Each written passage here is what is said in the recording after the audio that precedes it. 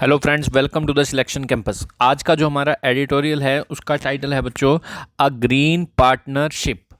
तो ये US, India और भी कई देशों की अभी मीटिंग हुई है जिसमें वर्ल्ड को एक टारगेट दिया गया था। पेरिस एग्रीमेंट हुआ था, ये आपको पता है। इसमें वर्ल्ड को एक टारगेट दिया गया था कि जो सभी जितने भी देश हैं वो अपना कार्बन एमिशन कम कर लें। कार्बन एमिशन का मतलब है जो हार्मफुल गैसेस होती हैं जिससे ग्लोबल वार्मिंग बढ़ रही है, इंडस्ट्री से धुआं निकलता है, फॉसिल फ्यूल्स का यूज़ होता है जिससे कार्बन निकलता है। तो सभी देशों को कहा गया कुछ सालों का आपके पास टाइम है, इतने साल का, कि आप अपनी इंडस्ट्री से ये धुआं जो निकलता है इसे कम कर लें, कार्बन को कम कर लें। इस पर अलग अलग देश अपनी राय रख रहे हैं। अब तो पेंडेमिक भी हो गया, अब तो और ज़्यादा ग्रोथ क्या कहते हैं सभी देशों की कम होगी। अब तो वैसे भी इसमें मुश्किल हो गई है कि कंपनीज को कह दिया जाए कि ये कम कर लो, अब तो ग्रोथ भी चाहिए। तो ये बहुत ज़्यादा डिफिकल्टी की बात है। और क्या क्या मुद्दे इस मीटिंग में रखे गए हैं, जो डोनाल्ड ट्रंप के बाद जो बाइडन जी आए हैं उन्होंने ये ऑर्गेनाइज की थी मीटिंग, क्या क्या मुद्दे रखे हैं इस पर डिस्कस करते हैं हम बात सारा डिटेल में।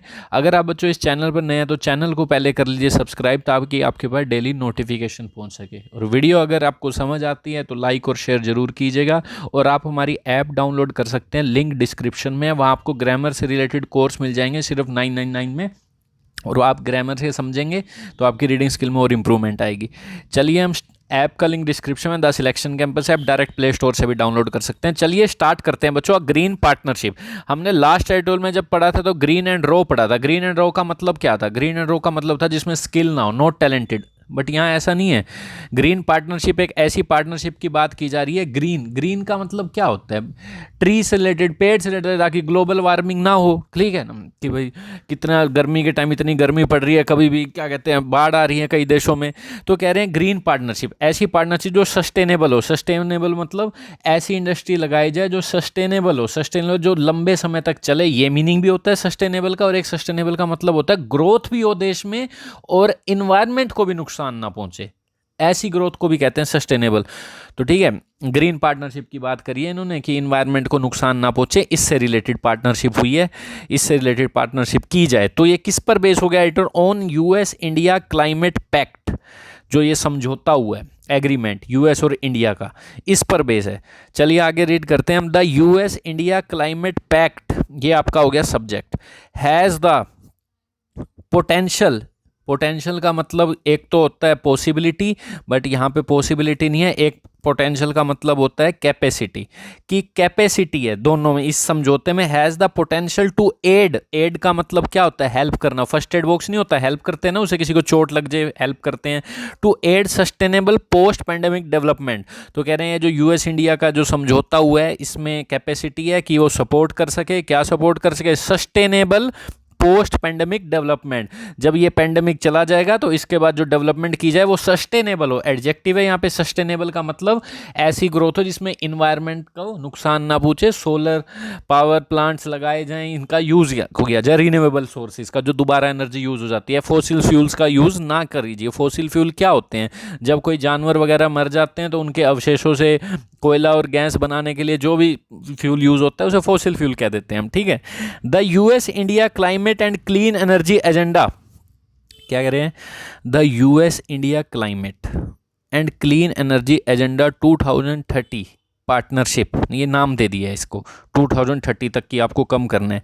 रेजिस एक्सपेक्टेशन, इससे लोगों की एक्सपेक्टेशन क्या होगी? है बढ़ रही है, रेज उठ रही है। डेट द कमिंग डिकेड, की आने वाले 10 साल will see sustained financial and technological cooperation between the to countries.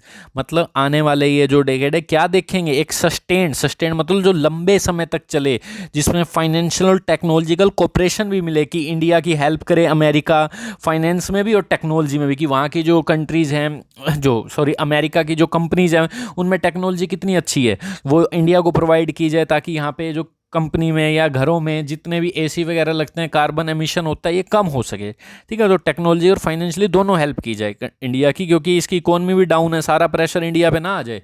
Pressure तो इंडिया पे डाल देते हैं लोग। देखना आगे बात होती है इस पर कि भाई आप अपना कार्बन एमिशन कम करो, क्योंकि इंडिया का नंबर 3 है वर्ल्ड में सबसे ज़्यादा कार्बन निकालने में, इंडस्ट्री से ये सब चीज़ों में। ठीक है, नंबर 3 पे आती है, पर पॉपुलेशन भी तो ज़्यादा है।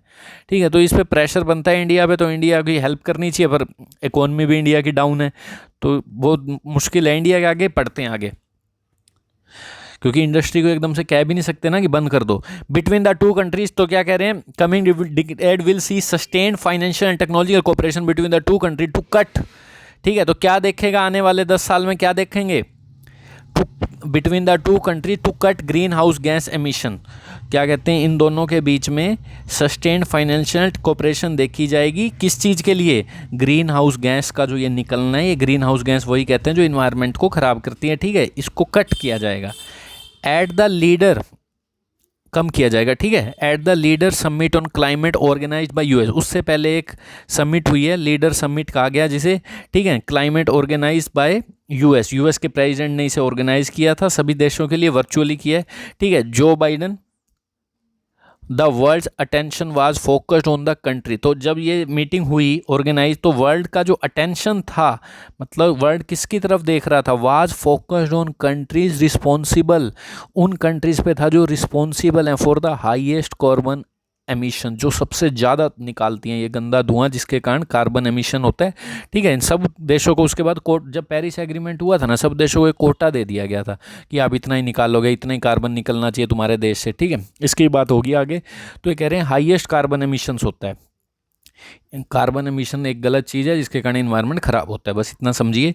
इंडिया रैंक्स थर्ड, इंडिया का रैंक जो है ना वर्ल्ड में तीसरे नंबर पे आता है इस तरह का एमिशन करने में, मतलब ग्लोबल वार्मिंग को अफेक्ट करने में, behind the US and China. Number 1 पे यूएस और चाइना, और सेकंड नंबर पे चाइना होता है। ठीक है, तो इसके बाद इंडिया का नंबर आता है।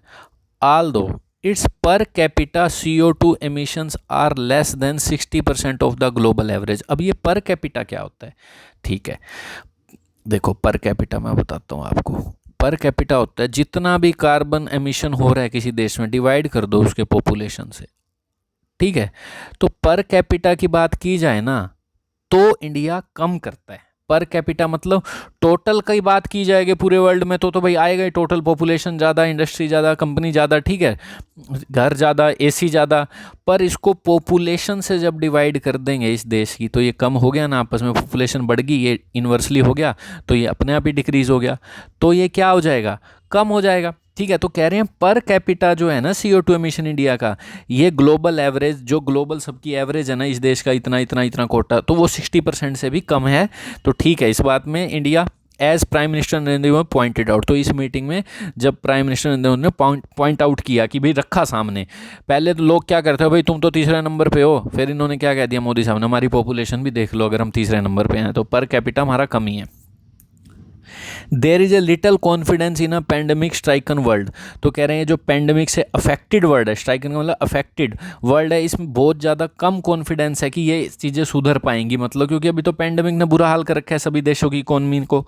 हाउएवर दैट, हालांकि फिर भी फ्यूचर ग्रोथ पाथवेज, जो फ्यूचर की ग्रोथ के जो रास्ते होंगे, will be aligned away from fossil fuels. Aligned away, aligned का मतलब क्या होता है, जैसे कोई भी चीज़ ऐसे लाइन में रख दो, अलाइंड, पैरेलली रख दो, ऐसे रख दो पैरेलली, तो ये अलाइंड हो गया, किसी के साथ एग्री होना।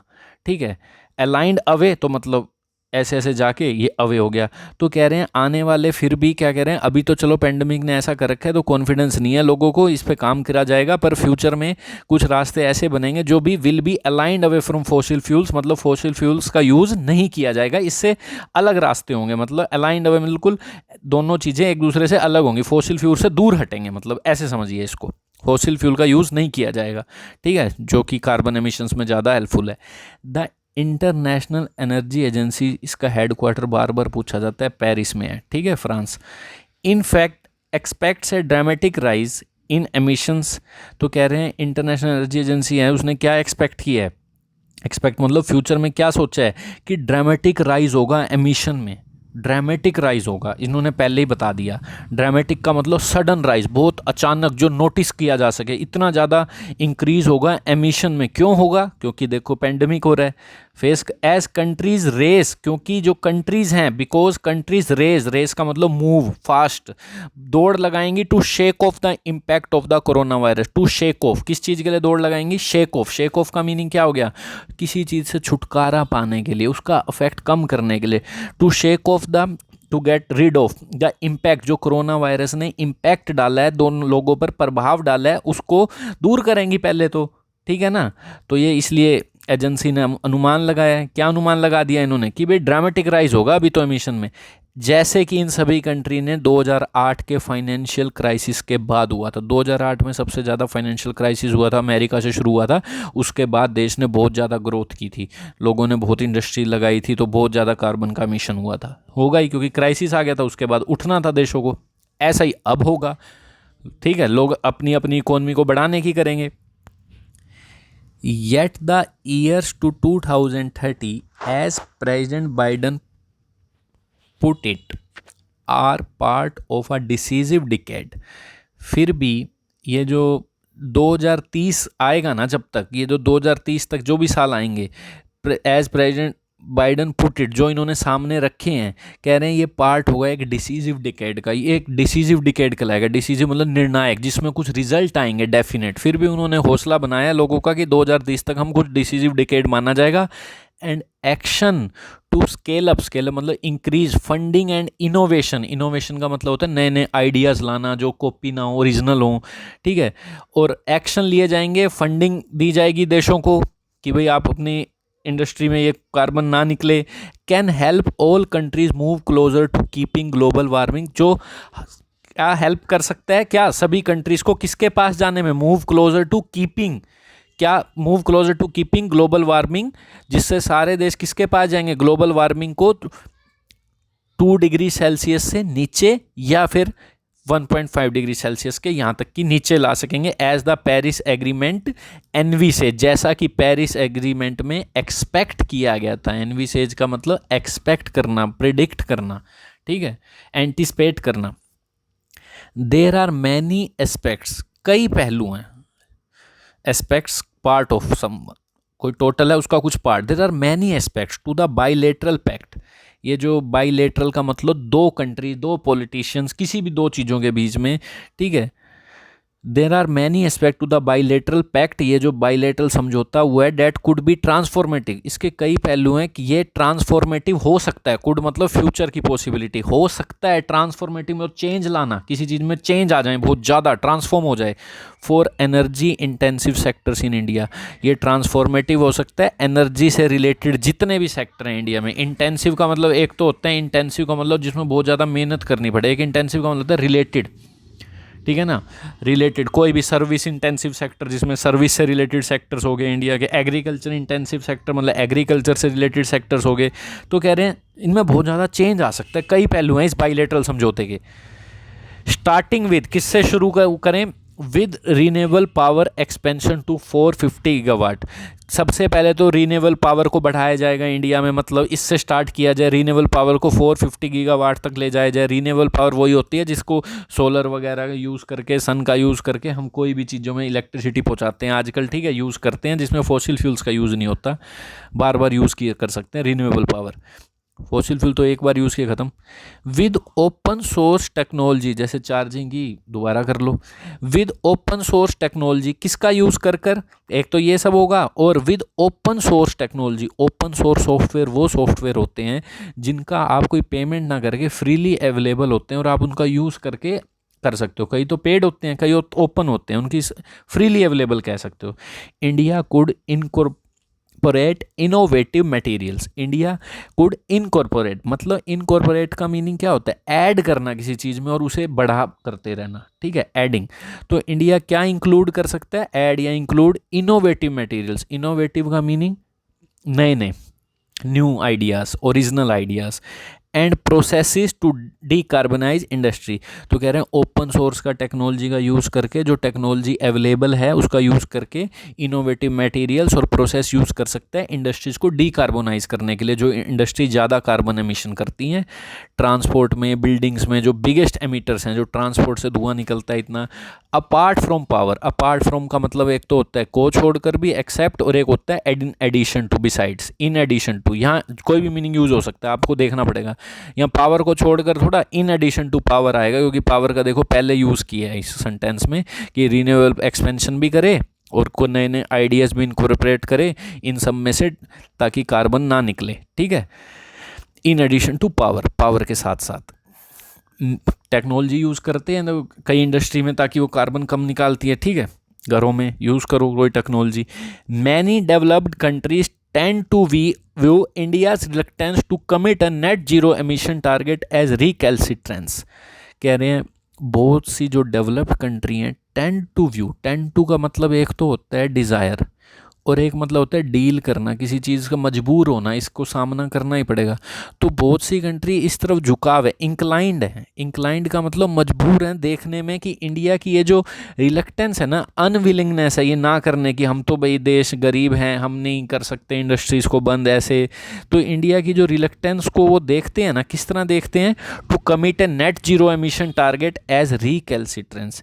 इंडिया का जो ये अनविलिंगनेस है ना करने का कि हम नहीं करेंगे, क्योंकि इंडिया मना कर देता है कई बार कि हम नेट जीरो एमिशन पे तो नहीं पहुंच सकते, ये जो टारगेट आपने बनाया है, इसे एक रिकैल्सिट्रेंस की तरह देखती है। रिकैल्सिट्रेंस का मतलब होता है आप किसी अथॉरिटी को ओबे नहीं कर रहे, उसे मान ही नहीं रहे हो, ठीक है। नॉन कॉम्प्लियंस कह सकते हो, इसे डिसओबे कह सकते हो। इसे इस तरह से देखती है इंडिया की ये जो अनिच्छुकता है, अनविलिंगनेस है, ठीक है। डेवलप्ड कंट्री देखेंगी कि भाई इंडिया मानता क्यों नहीं है। But the climate change crisis originated not here, पर ये जो क्लाइमेट चेंज का क्राइसिस है ये यहाँ से नहीं ओरिजिनेट हुआ, but in the industrial world, ये इंडस्ट्रियल वर्ल्ड से पैदा हुआ है ये problem, which has used up much of the world's carbon space. जिन देशों ने क्या कर लिया, बाकी देशों का कार्बन का जो कोटा था, स्पेस था, वो भी ये खा गए, ठीक है। अपनी इंडस्ट्रीज़ को बढ़ा बढ़ा के सबको एक कोटा दिया गया था, उनकी वजह से ये सब हुआ, जो इतनी डेवलप्ड हैं और हमें अब पार्ट सिखाती हैं कि ये मत करो वो मत करो, ठीक है। तो बैलेंस बनाना पड़ेगा इनको। A forward looking policy should therefore envision great development. तो कह रहे हैं एक फॉरवर्ड लुकिंग पॉलिसी को क्या करना पड़ेगा, शुड एनविजन, एनविजन का मतलब एक्सपेक्ट करना चाहिए कि ग्रीन डेवलपमेंट दोबारा से हो सके। अन्यू एक एडवर्ब है जिसका मतलब होता है अगेन पर डिफरेंट तरीके से, दोबारा करो कुछ डिफरेंट तरीके से।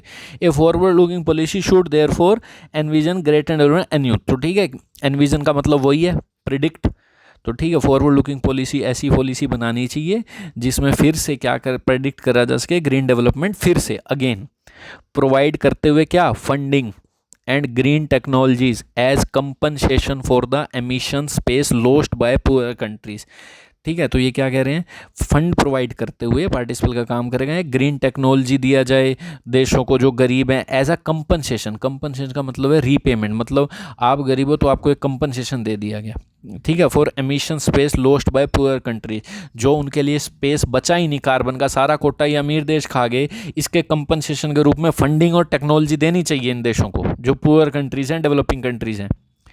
तभी ये this is a win win game हो पाएगा। विन विन गेम का मतलब good for everyone, since it would aid sustainable development, because ये सहायता किसकी करेगा, सस्टेनेबल डेवलपमेंट हो पाएगी। सस्टेनेबल का मतलब वही है जो लंबे समय तक ऐसी डेवलपमेंट जिसमें ग्रोथ भी हो और इन्वायरमेंट को भी नुकसान ना पहुंचे, ये सस्टेनेबल डेवलपमेंट होती है। एम्प्लॉयमेंट बढ़ेगी, बूस्ट होगी, clean up the environment, environment clean हो पाएगा। क्रूशली जो इंपॉर्टेंट है, help all the countries emerge healthier from the pandemic, और जो हेल्प करेगा सभी कंट्रीज को एमर्ज होने में, निकलने में, एमर्ज का मतलब सामने आना, अपीयर कह सकते हो, एक हेल्थियर कंट्री की तरह निकल के आएंगी इस पेंडेमिक से। जो ब्रिटिश के प्राइम मिनिस्टर बोरिस जॉनसन है, हु अनाउंस्ड इनहेंस एमिशन, जो at the summit for Britain to cut carbon emission by 78% by 2035 over 1990 levels, advance the agenda. तो ये जो कह रहे हैं ब्रिटिश के प्राइम मिनिस्टर हैं जो बोरिस जॉनसन, उन्होंने अनाउंस भी कर दिया, बड़े शरीफ से बेचारे ये, ठीक है, बाइडन की तरह नहीं है। हु अनाउंस, उन्होंने क्या कर दिया, who announce enhanced ambition, ambition, enhance का मतलब इंक्रीज, एम्बिशन का मतलब डिज़ायर, उन्होंने क्या कहते हैं एक डिज़ायर को इंक्रीज़ किया इस समिट में। ब्रिटेन को के लिए क्या कहा कि हम अपना कार्बन एमिशन 78% तक कट कर लेंगे 2035 अगर 1990 के लेवल से नापना, बट ठीक है, ये एक बेस ईयर दे देते हैं कि इसके अकॉर्डिंग, ठीक है। एडवांस 1990 में जितना था ना उसके मुकाबले में इतना कम कर लेंगे। Advance the agenda by calling for, तो इन्होंने इस एजेंडा को, इस प्लान को, प्लान एजेंडा मीन्स प्लान, इस प्लान को बढ़ाया by calling for. Call for का मतलब क्या होता है, कॉल फॉर का मतलब होता है ऐसी डिमांड की जो पूरी होनी चाहिए, ठीक है, जैसे all the employees are calling for his resignation, ठीक है। क्लाइमेट, तो इन्होंने क्या कहते हैं करना पड़ेगा, तो इन्होंने इस एजेंडा को एडवांस किया, बढ़ाया बाय इस डिमांड से कि क्लाइमेट फंडिंग, की जाए by rich nation to exceed the decade old goal of $100 billion. तो ये कह रहे हैं क्लाइमेट फंडिंग को रिच नेशंस के द्वारा बढ़ाना चाहिए। जो 10 साल पहले का ये जो ओल्ड गोल है ना कि 100 बिलियन सब खर्च करेंगे सभी डेवलप्ड कंट्री, इसको थोड़ा बढ़ाओ, ठीक है। तो इन्होंने एक अच्छी बात रखी। For the India US agreement to yield results, yield का मतलब एक तो होता है सरेंडर कर देना, झुक जाना, भाग जाना छोड़कर मैदान, एक होता है टू प्रोड्यूस प्रॉफिटेबल रिजल्ट्स। तो कह रहे हैं इंडिया और यूएस का ये जो एग्रीमेंट है, इसको अगर रिजल्ट्स टू यील्ड रिजल्ट्स, अगर इसको रिजल्ट देने हैं, अच्छे रिजल्ट प्रोड्यूस करने हैं इस एग्रीमेंट ने, तो mister Biden would have to persuade industry and research institutions at home. तो मिस्टर बाइडन को क्या करना होगा, कन्विंस करना होगा अपने देश की एट होम इंडस्ट्री को, रिसर्च करने वाले इंस्टीट्यूशन को, कि वो अपनी नॉलेज को शेयर करें।